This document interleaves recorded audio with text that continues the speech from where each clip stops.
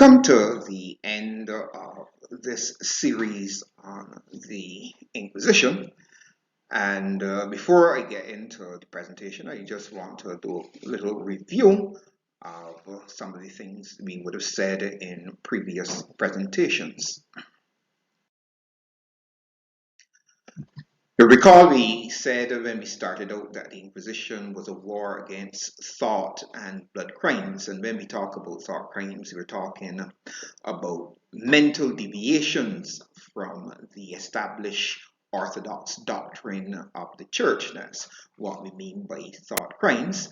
And of course, when we mention blood crimes, we were talking about the phenomena of being persecuted because you belong to a particular ethnic group. And as we saw, the Jewish people were persecuted by the Inquisition.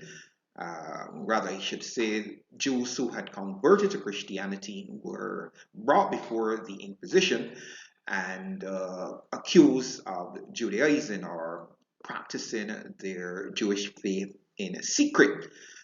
The same thing also held for Muslims who converted to Christianity but who were later suspected of continuing to practice Islam.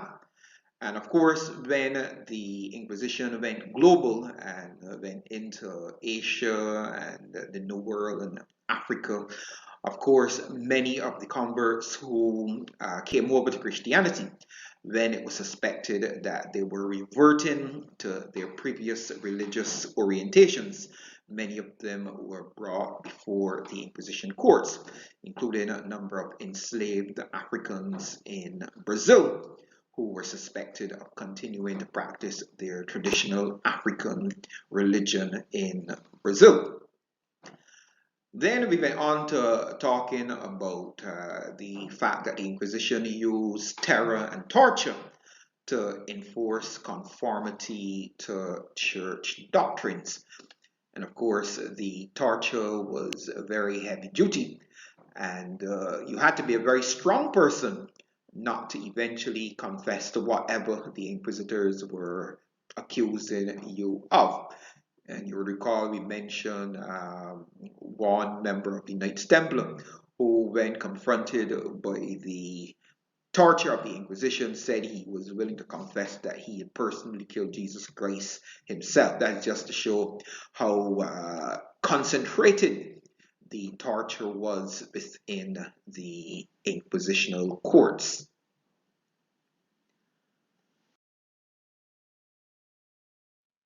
Then, of course, we said that the Inquisition targeted a number of different groups of people, heretics, dissenting intellectuals, scientists, free-thinking women, Christianized Jews, Muslims, first citizens, and of course, enslaved Africans.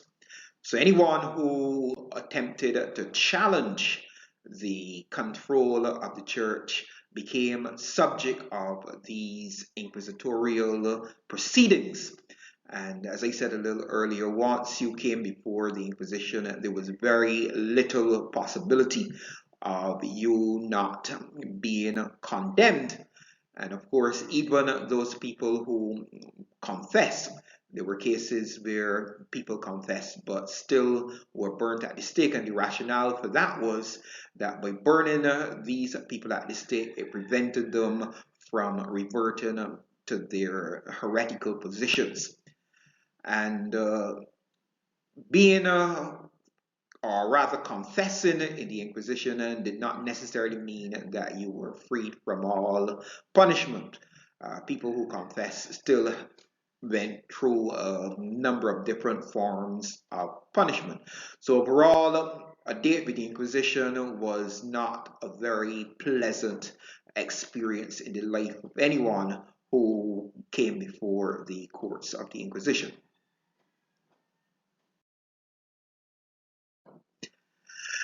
And so this brings us now to the final presentation, in which I will explore how the Inquisition helped to shape the modern world. And what we will see is that the Inquisition created a number of templates, and these templates have been used by political institutions and by other organizations as they seek to go about controlling people within various states around the world.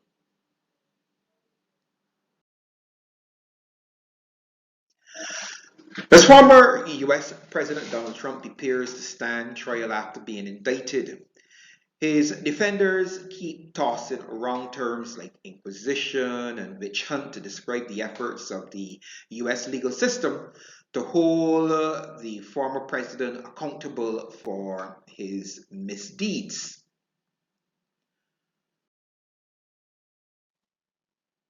As the trial unfolds, a number of questions obviously are circulating.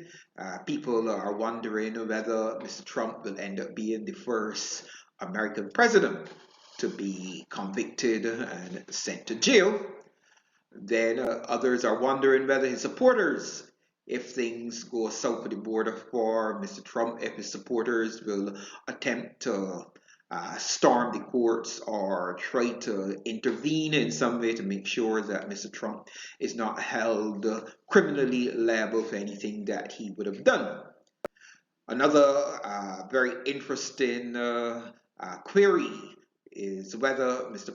Trump will be able to prove that he's the greatest escape artist of all times, outdoing the great Houdini and David Copperfield in his ability to escape from everything thrown against him by his enemies. And then, of course, one of the last considerations people have is whether Mr. Trump will be pardoned by President Joe Biden if he is in effect convicted. So all of these are considerations which people will be wondering about, and of course we will see which of these outcomes becomes the reality as the trial commences.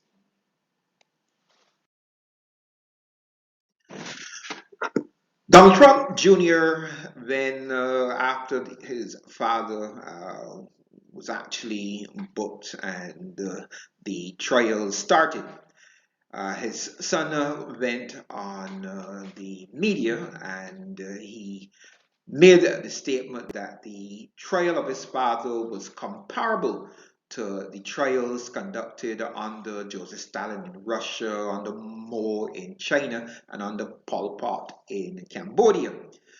In other words, he is attempting to suggest that the same kind of rigorous trials that were conducted under the communists, this kind of persecution is being directed now against his father.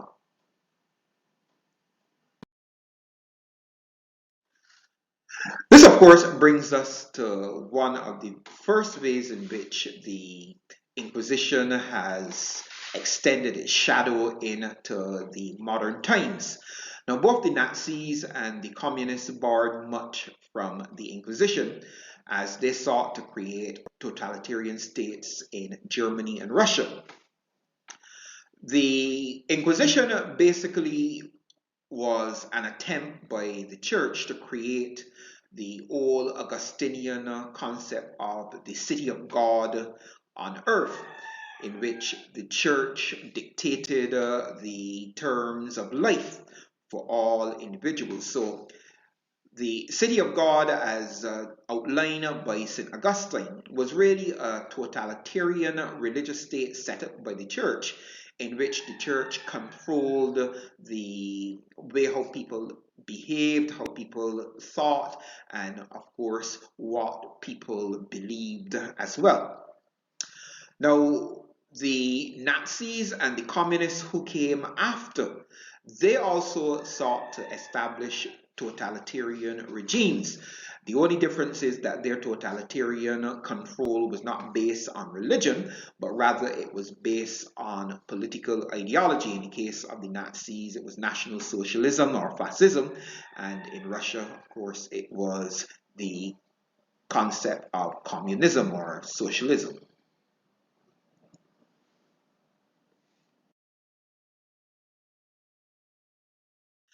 As in the Inquisition, the Nazis targeted Jews, homosexuals, and any individuals or groups who oppose the ideology of the Nazis. And this, of course, was very similar to what happened in the Inquisition, where Jews and homosexuals and any individuals, whether they were scientists, whether they were philosophers, whether they were non-dissenting women, anyone who opposed the ideology of the church under the Inquisition were tried. The same thing, of course, obtained under the Nazis, who went after any targets who opposed the ideology of the Nazis in any shape or form.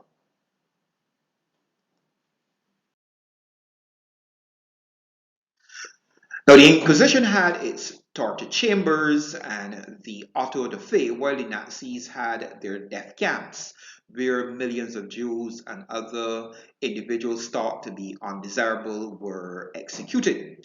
So here again, we find another way in which the Inquisition influenced these modern times. The Inquisition had a final solution for those individuals who were bent on opposing the dogmas of the church. That was the auto da fe and other forms of execution that were used by the Inquisition courts. And of course, we find the Nazis differing only in the fact that the Nazis perhaps were able to kill far more people than the Inquisition did. The Nazis were really an efficient killing machine, and the gas chambers were responsible for the death of one source said over about 17 million deaths, including 6 million Jews, 800,000 Gypsies, 2 million Poles, and 6 million Soviets. So that's just to show you how effective the Nazi killing machine was. And it was just a throwback to the killing machine that existed under the auto da fe and the other various forms of extermination that were used by the Inquisition.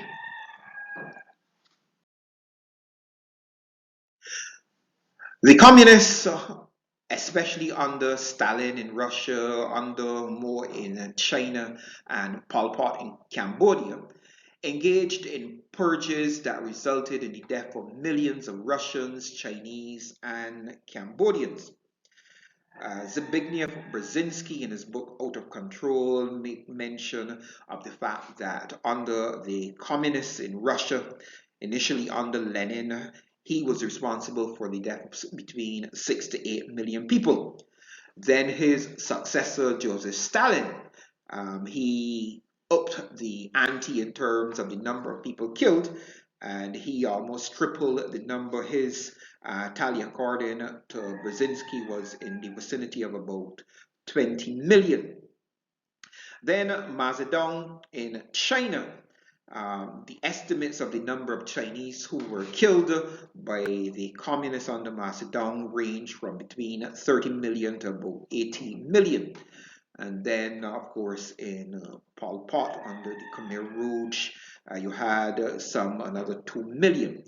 And of course, when you combine the death rate that took place during the First and the Second World War, and then the death rates under the coercive utopias, as Brzezinski called the National Socialism in Germany, fascism, and then communism in Russia. Brzezinski said that all of these events resulted in the death of over 160 million people in Europe and in other places touched by both the wars, the two world wars, and of course by the expansion of communism or national socialism or fascism.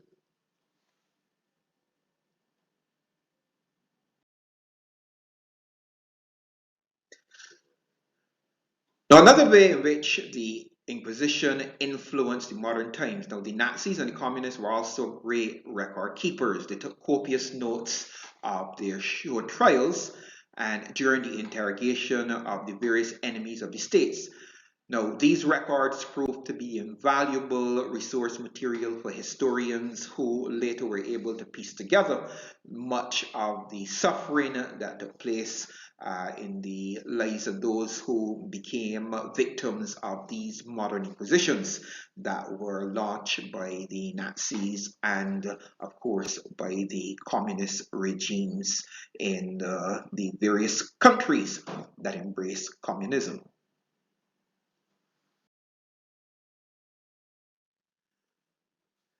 The Inquisition also provided a template for interrogation and torture of detainees. Now, some of the interrogation techniques recommended in the Inquisitors' manuals are still in use today among law enforcement agencies, intelligence agencies, and military tribunals. You'll recall that we said that there were at least two very well-known Inquisitors' manuals, one written by Bernard Guy and another by Nicholas Emmerich. And in these manuals, Inquisitors were given various techniques of interrogation, ideas about how torture could be conducted, and of course, basically how they could conduct themselves during the inquisitional process.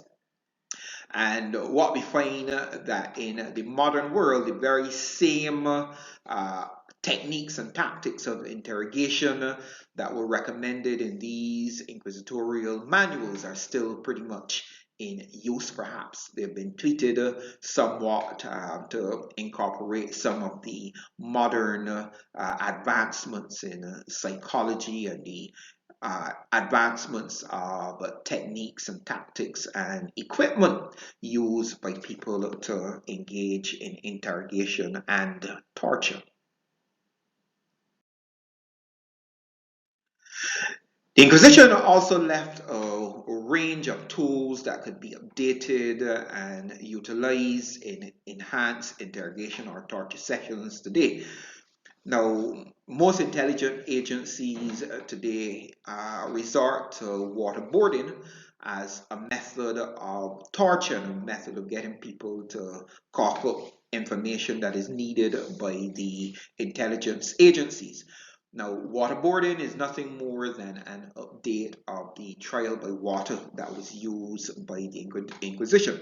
So here again, you can see that the Inquisition set the standard, and today's interrogation sessions and some of the techniques that they use in torture today are nothing more than updatings of some of the same methods and systems of torture used within the Inquisition.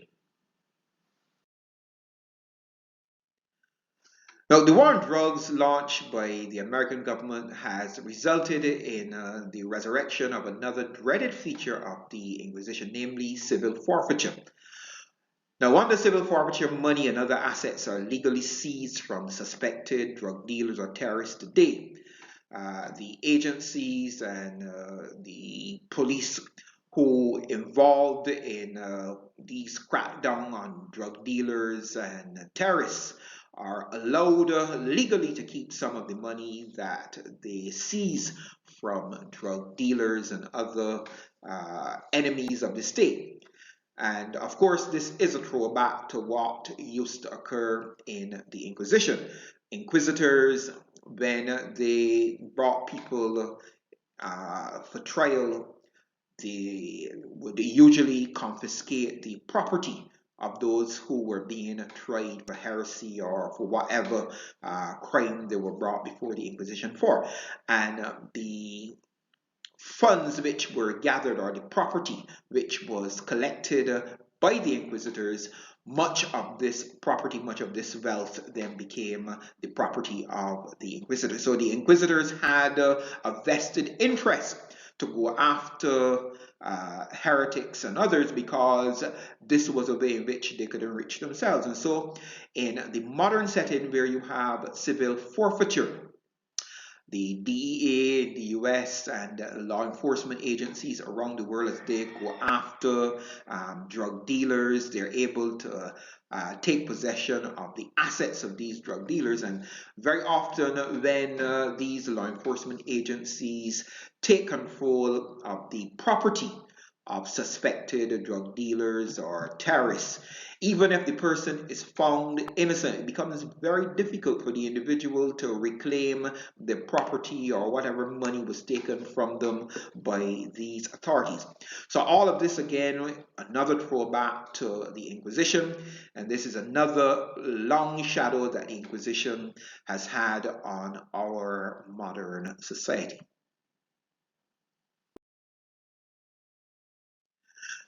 The Inquisition also provided a script for the Western powers to use in the war on terror.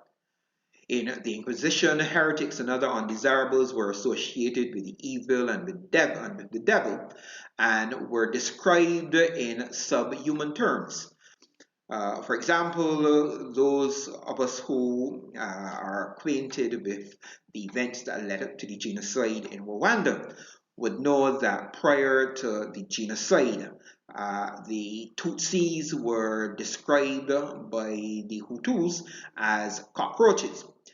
And of course, what do you do with cockroaches? You exterminate them. And so this mindset was exposed by the Hutu leaders that the Tutsis were cockroaches, they were vermin, they were things that were subhuman, and the appropriate response was to get rid of them. And so when the genocide started, many of the Hutus went after the Tutsis with a rage that could only be considered as totally non-human. And they tell me that many of the Tutsis were killed in the most brutal way with machetes.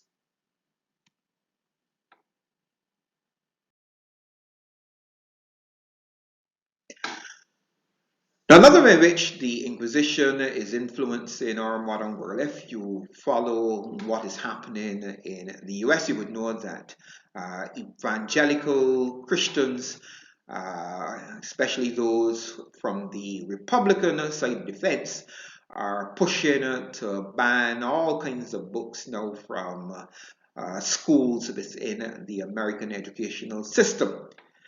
And this attempt at book banning is just another throwback to what used to obtain under the Inquisition, where an index of banned books was created. And any individual found with any of these books became subject to prosecution by the courts of the Inquisition. Not only were people burnt, but very often books by heretics or books by non-dissenting scientists, intellectuals, and women were also burnt, along with the writers when it was possible to get both writer and book at the same time. So what we are witnessing again is but an echo of what took place under the Inquisition, where you had the index of banned books.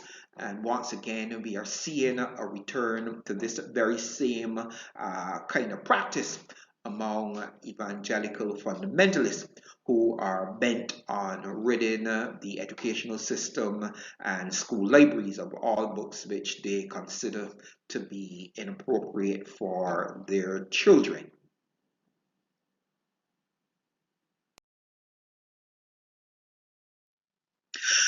Now, the anti-science stance taken up by fundamentalists today was anticipated in the response of the Inquisition to Copernicus and Galileo. You would recall that Galileo, using his up-to-date telescope and his mathematical calculations, came to the scientifically correct view that the sun was the center of the universe and that the earth and the different planets were rotating around the sun. Now, of course, this ran afoul of the dogma of the church, which was the exact opposite. The church believed in what was called the geocentric view, in which the earth was the center and all of the planets and the sun were revolving around the earth. And of course, the geocentric view was rooted in passages in the Bible which said the earth should not be moved. And then it talked about the sun moving out of its place in setting and rising. And so the church took the position that the sun was moving, whereas the earth was stationary. Well, it is interesting to note that in 1992, the ghosts of Galileo may have had the last laugh, because in 1992, Pope John Paul officially declared that Galileo was right and that the church was wrong in its view of the universe. Maybe in the future we may get another confession on the part of Christians which state that Charles Darwin may in fact have had a point about the origin of the universe and of humanity itself.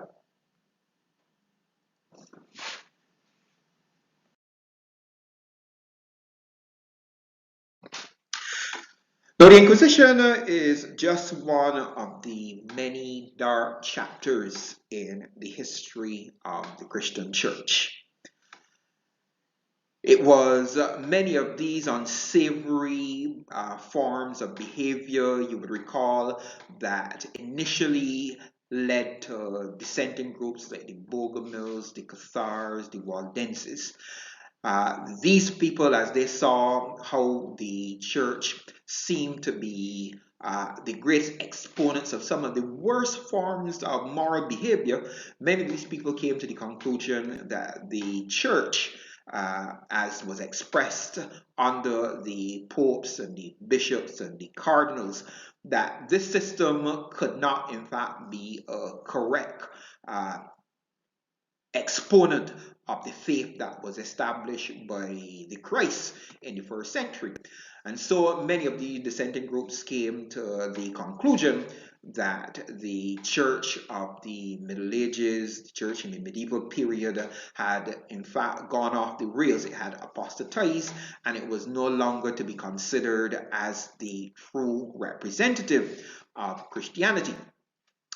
And so you had the dissenting organizations in the early period. Then, of course, in the 16th century, we had the largest revolt against the church in the form of the Protestant Reformation, where Martin Luther, after nailing his 95 Theses to the church in Wittenberg, we had a number of countries completely distancing themselves from the jurisdiction of the Catholic Church. So you had parts of Germany becoming Protestant, then you had places like Switzerland, the Netherlands also embracing Protestantism, and then later you had England under Henry VIII also jettisoning the Catholic Church and starting the Anglican Church in England. But of course, as we came to the 19th century, we had another interesting development where you had a number of new denominations emerging within Christendom. And these new denominations took another radical departure. These denominations, namely the Jehovah's Witnesses, the Seventh-day Adventists, and the Mormons, these three denominations took the position that not only was the Catholic Church in opposition to the traditional or the original faith that was established in the first century by Jesus and the apostles, but they said that also the other Protestant churches had also fallen away as well. So according to these three new denominations, both Catholics and Protestants alike were deviant forms of Christianity and could not be trusted as true exponents of the true faith that was established by Jesus and his disciples. Now, of course, the problem with these three new reformist churches is that none of them really provided a solid critique of Christianity in itself. Whereas the Jehovah's Witnesses and the Seventh-day Adventists rejected the notion of hell.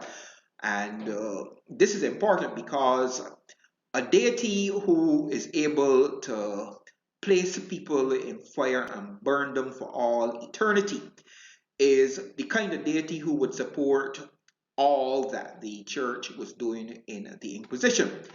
And so there was very little critique except for this deviation in doctrine by the Adventists and the Jehovah's Witnesses, who rejected the notion of eternal punishment in hell, which was indeed a very good development on their part. But a complete critique was lacking in that none of these new reformist organizations were willing to take the critique a little further and show that the moral and ethical positions and stances taken within the Bible itself were very primitive. That is why you find the Bible being used to support so many things that we would consider to be very immoral. The Bible has been masterfully used to support things like slavery. And we today, we refer to slavery or the slave trade as human trafficking. When you look at the Bible, you find that there is grounds for the whole concept of misogyny. The concept of the chosen race, that lends itself almost to the concept of racism, because if one group of people are chosen, it means that the others are not chosen. And if you have a chosen race and a group of people who are not chosen, then it means, of course, that the chosen people have some kind of special status. And so we find the Jews assuming that special status, and then later we find the European Christians claiming that they were the chosen people and using this claim of being the chosen people then to assert themselves, their religion, and their culture over other groups in the world. And so perhaps as we go a little further into this century, what we may very well witness is another Reformation, but this time not a Reformation that leaves intact those unsavory aspects of religion, but a Reformation that challenges these unsavory aspects of religion and seeks to bring people away from these primitive forms of thought and behavior and place people on a more solid foundation, which would then lead to a greater evolution of the human race itself. And so the valid critique of religion offered by the new atheists like the late Christopher Hitchens, Daniel Dennett, Sam Harris, Richard Dawkins, and Ayaan Hirsi Ali suggests that people are becoming disenchanted with religion, and maybe we are on the cusp or on the verge of seeing something new develop around the world. I'm Lenrod in Nzulu, Baraka, reminding us that the hardest thing to open is a closed mind. Don't forget to like, subscribe, and share this video with your friends and contacts in the Caribbean, in the wider African diaspora, and on the continent of Africa.